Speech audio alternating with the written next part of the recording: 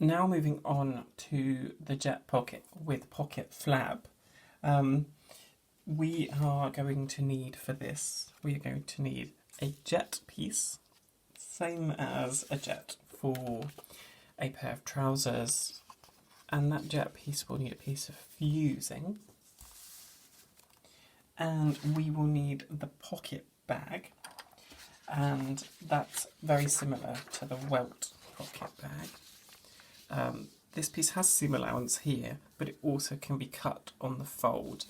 Part of the reason why I've put seam allowance here is because the piece of paper is just about the right size, but often this would be folded to come up, because when we're sewing pocket bags on lined garments, we don't need to think about neat seams on the outside because it's all encased. But a piece that looks something like that, and we'll look at that a bit more. And finally, the pocket flap.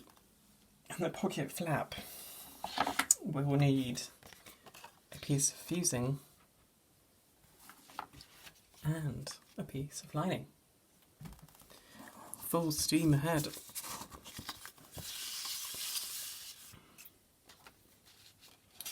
So, starting with the easiest piece, and that is the jet. Now, the jet doesn't actually come off this pattern, and the jet is just an oblong. And if we remember, our pocket mouth opening was 16 centimetres. So this is really simple. So that is 16 centimetres long, and then between 1 or 1.5 on either end for sewing.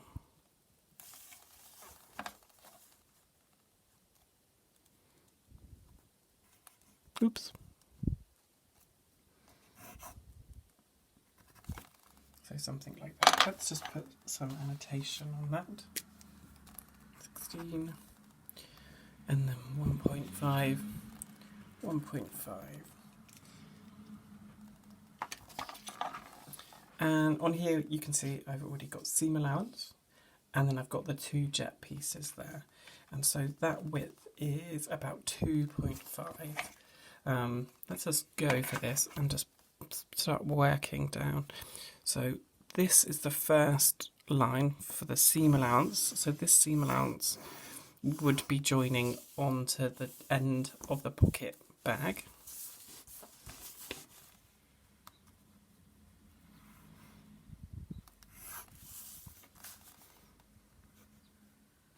How deep you make jets can be a style choice. It can be for how the garment is finished and how much of it that you see, if you can turn it inside out, or if the jet's for something like an opening to put your hand through.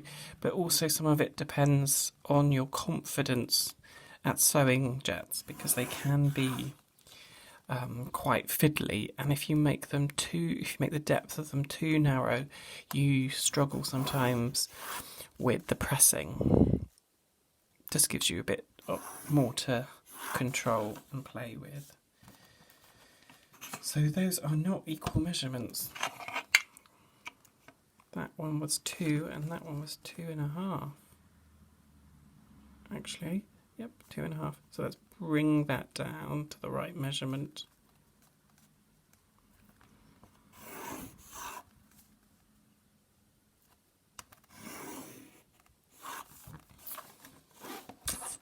That looks a bit confusing now, but let's look at this beautiful one. So we've got 1 centimetre seam allowance, approximately 2.5 here, not approximately, completely, and then 2.5 between here, and then 1 centimetre again, and 1.5 either side. So I've drawn in the sewing lines of what the jet would look at, the sewing lines for cutting in and sewing the jet, but it's not necessarily needed on the pattern piece, because you would presume the person making it would know how it's put together, but never presume that everybody knows what they should be doing. So grain lines for this pattern piece run across it, full strength. And again, it would need a piece of fusing, and always remember that fusing has a grain line as well. So if we had a jacket, we would be cutting one pair of these. Once you make pattern pieces like this for jets, you can use them on multiple garments and copy it around them, so you're not drafting them out each time. So that gives us the jet. To get the pocket flap, this is a little bit more interesting. Now, again, if we were doing this in real scale, we could place the pattern paper over and draw around it. But if we work independently of the master pattern, we know that the pocket mouth is 16 centimetres. So that's 16 centimetres there. What I'm going to do now is add an additional half a centimetre. So that is 16 centimetres plus 0.5 centimetres. So we are in effect making it 0.5 bigger than the pocket mouth. So that is done to allow for fitting and easing in of the pocket mouth into the jet. It means that you don't end up with two gaps at the end where the flap isn't quite big enough, but also it allows for the easing and the pressing in of the pocket flap so that it slightly curves around the body when it's worn. I always find if you make it exactly 16 centimetres, you're really risking it not fitting. So I'm just going to square this at 5 centimetres down so that we end up with an oblong. So I'm going to square all the way around. And we could actually leave this as a very square, oblong-y type of pocket flap. I just don't think it's very attractive. On our flap here we have angles, so we're just going to apply a slope side to this. And so for this one we will maybe come out a centimetre, maybe 0.7, maybe 0.5, and we will angle that out. I think on the other flap, the example flap, I think I did 0.5. And so on this corresponding side, we would do something similar. So we would come in half a centimetre, or half a centimetre or a centimetre. But it doesn't actually have to be the same. It can be slightly shallower.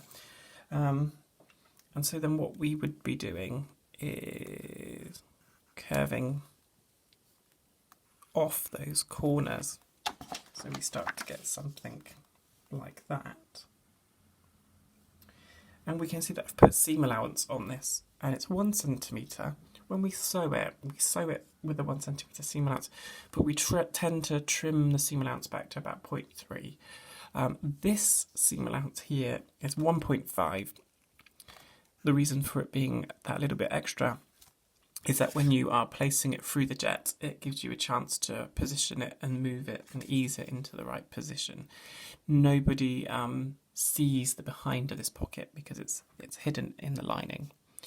So I'm just going to pop this purple line around the leaf edge so that we can see our new style.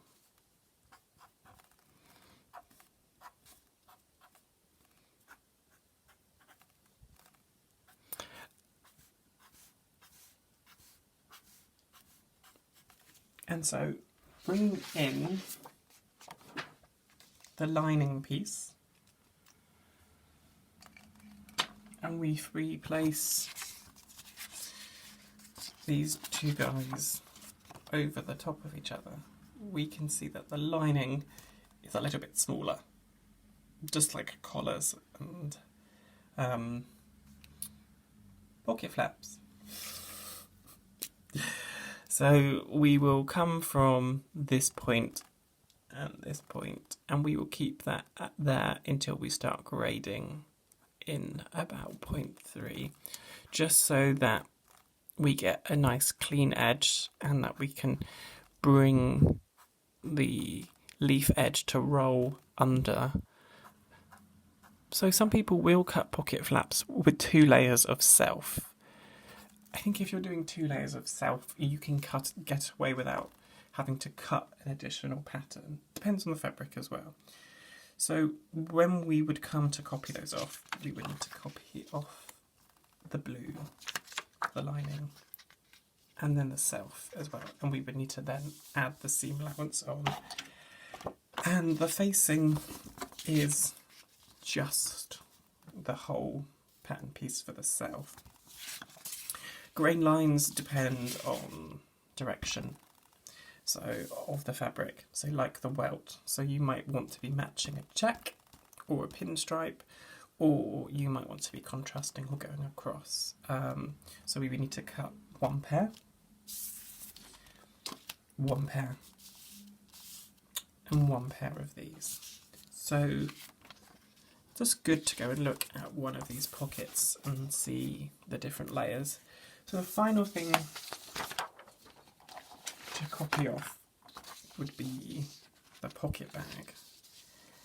Again, if we were doing this real scale, we would just follow these lines around. What we can do here is we can use a little bit of our investigation methods, and if we square across from this point here and we measure down, that is approximately 1.5 centimetres. And what you can see on here is that I've squared across from this point and measured 3 centimetres down, because this is half scale, this is full scale, to give us that angle. But it's just important to remember that the process for that pocket is just the same as the welt pocket.